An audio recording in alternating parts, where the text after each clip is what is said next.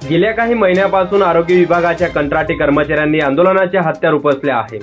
त्यामुळे आरोग्य सेवेवर विपरीत परिणाम झाला आहे। तरी कर्मचाऱ्यांच्या मागण्या तात्काळ मान्य करून त्यांचे कायम सेवेत समायोजन करावे अशी मागणी करत आज उभाटा शिवसेनेने कर्मचाऱ्यांच्या आंदोलनाला पाठिंबा दिला आहे।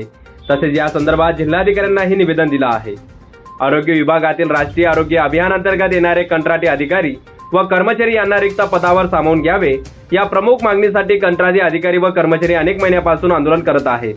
आज सकाळी या कर्मचाऱ्यांनी जिल्हाधिकारी कार्यालयावर मोर्चा काढला होता। या आंदोलनाला उभाटा शिवसेनेने पाठिंबा देत जिल्हाधिकाऱ्यांना निवेदन दिलं आहे। क्लिनिकल व पॅराक्लिनिकल लोकांनी सत्याग्रह आंदोलन उभं केलेलं आहे। त्यांची अगदी माफक मागणी आहे की त्यांना कायमस्वरूपी करण्यात यावं।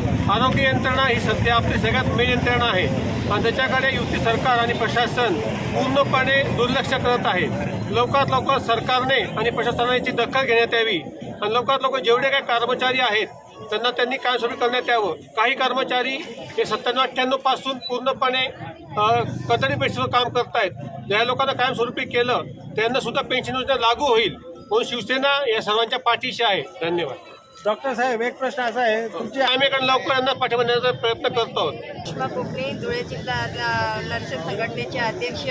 आम्ही आज या निमित्ताने भाऊबीज साजरा केलेला आहे की आम्ही सर्व कंत्राटी नर्सेस भगिनी आणि बांधव आम्ही 15 वर्षापासून 18 वर्षापासून काम करत आहे कंत्राटीमध्ये, तरी शासन आमच्याकडे लक्ष देत नाही। म्हणून आम्ही भाऊबीजच्या निमित्ताने आमचे शिवसेना गटाचे सगळे आमचे बांधव आलेले आहेत।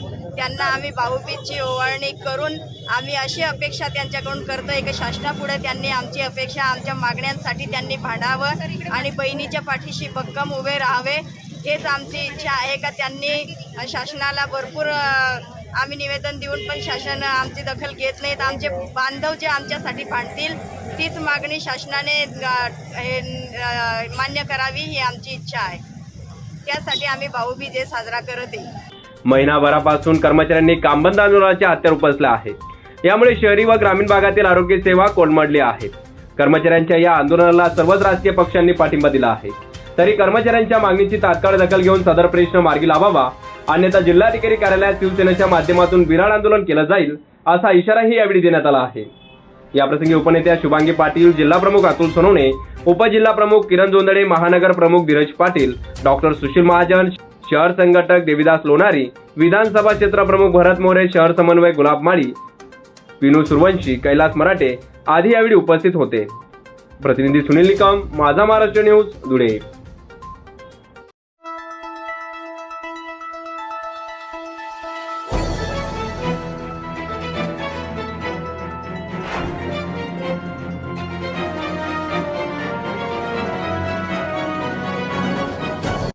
शेतकऱ्यांकडून सध्या पिकांना पाणी देण्याची लगबग सुरू आहे।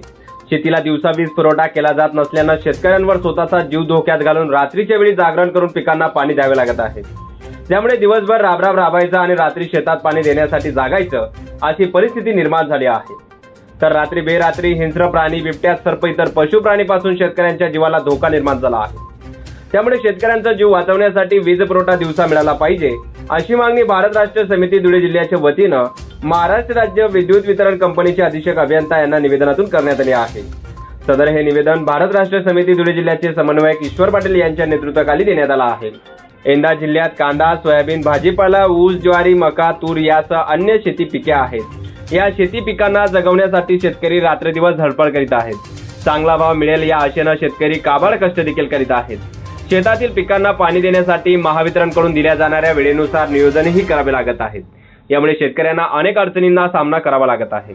रात्री बेरात्री मिळणाऱ्या वीज पुरवठ्यामुळे बिबट्या, सर्प, हिंस्र प्राण्यापासून शेतकऱ्यांच्या जीवाला धोका निर्माण झाला आहे। त्यामुळे दिवसा पुरवठा सुरू करण्यात यावा अशी मागणी यावेळी करण्यात आली आहे।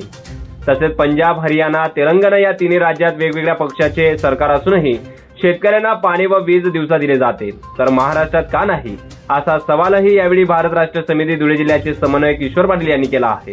धुळे जिल्ह्याच्या वतीने अधीक्षक अभियंता MSC आपलं महाराष्ट्र राज्य वीज वितरण कंपनी यांना मी निवेदन देण्यासाठी आलो आहे की धुळे जिल्ह्यात शेतकऱ्यांना रात्री बेरात्री जे वीज पुरवठा दिला जातो त्याच्यातून हिंस्र प्राणी, सर्प, इतर प्राण्यांपासून शेतकरी मरत आहेत, तरी आपल्या धुळे जिल्ह्यातील एकही लोकप्रतिनिधी शेतकऱ्यांना वीज दिवसा द्या असं आंदोलन करायला तयार नाही। ते सत्ताधारी असो की विरोधी असो, मी या आपल्या माध्यमातून विनंती करतो, जर तुम्ही शेतकऱ्यांचे कैवारीच नसतील तर उद्या तुम्ही मतदान मागण्यासाठी का जाता शेतकऱ्यांकडे?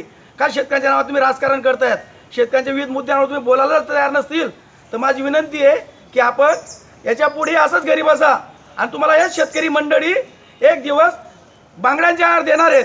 कारण की तुम्ही जर नपुसक पद्धतीने शेतकऱ्यांच्याबद्दल कुठल्याही विषयावर बोलत नसतील तर काय उपाय तुमच्या लोकप्रतिनिधींचा?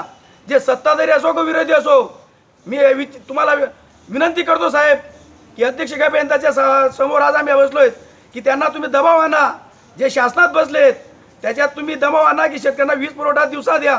आपल्या शेजारी राष्ट्र तेलंगणा, पंजाब, हरियाणा तिघी राज्यांमध्ये विविध पक्षांचे मुख्यमंत्री आहेत. तिथं जाऊन तपास करा आणि तिथं फिरा. शेतकऱ्यांना तिथं दिवसा वीज पुरवठा आहेत, त्याच्यासोबत पाणी पण देत आहेत ते. आणि आपल्याकडे वीज आहे तर पाणी नाही, पाणी आहे तर वीज नाही. ही जी दुटप्पी धोरणं आहेत, बरेच आपले सिंचन प्रकल्प अपूर्ण आहेत. याला कोण जबाबदार? आपल्या जिल्हा चे प्रतिनिधी जबाबदार आहेत. मागणी काय आमची आजची मागणी अशी आहे की आज आपण सर्व मंडळी धुळे जिल्ह्यातील शेतकऱ्यांना याच्या पुढे वीज पुरवठा दिवसा व्हायला पाहिजे. जर दिवसा होत नसतील तर आम्ही 8 दिवसात इथं धरणे आंदोलन करू, हे आम्ही सांगू इच्छितो.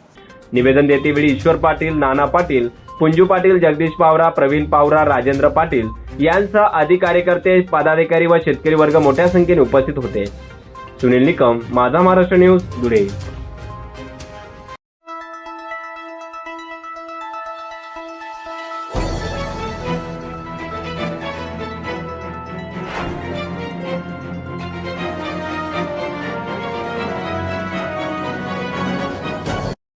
मराठा समाजाला आरक्षण मिळावं यासाठी समाजानं तीव्र आंदोलन केले आहेत.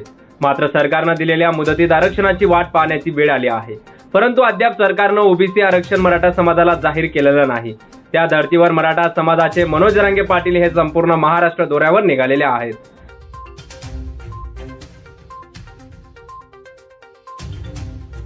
तसेच त्यांची धुळे शहरामध्ये देखील डिसेंबर महिन्यात सभा होणार आहे. तसेच मराठा समाजाकडून 1 डिसेंबर 2023 पासून साखळी उपोषणाला देखील सुरुवात होणार आहे. सदरील साखळी उपोषण हे जेल रोड येथे करण्यात येणार आहे, अशी माहिती सकल मराठा समाजाच्या वतीनं धुळे शहरातील मराठा सेवा संघाच्या कार्यालयात झालेल्या बैठकीतून देण्यात आले आहे. या सभेसाठी समिती स्थापन करण्यात येणार आहे. तर 1 डिसेंबर पासून साखळी उपोषणाकरिता संपूर्ण जिल्हाभर जनजागृती करण्यात येणार आहे. समितीमध्ये आमदार, खासदार व राजकीय पक्षांचे जिल्हा प्रमुख यांना घेतले जाणार नाही. समाजात काम करणारे मराठा समाजाचे सामाजिक कार्यकर्ते यांची निवड करण्यात येणार आहे. समितीमध्ये कोणालाही अध्यक्ष, उपाध्यक्ष, सचिव अशी पदे देण्यात येणार नाही व फक्त सकल मराठा समाज धुळे जिल्हा समन्वयक असा उल्लेख करण्यात येणार आहे. मनोज जरांगे पाटील यांच्या सभेची तारीख व वेळ निश्चित झाल्यानंतर कळवण्यात येईल व सभेबाबत व उपोषणाबाबत जिल्ह्याची मराठा समाजाने ग्रामीण व शहरी भागात घरोघरी जाऊन संपर्क साधावा असे आवाहन देखील बैठकीच्या माध्यमातून करण्यात आलं आहे. प्रतिनिधी पवन मराठे, माझा महाराष्ट्र न्यूज, धुळे.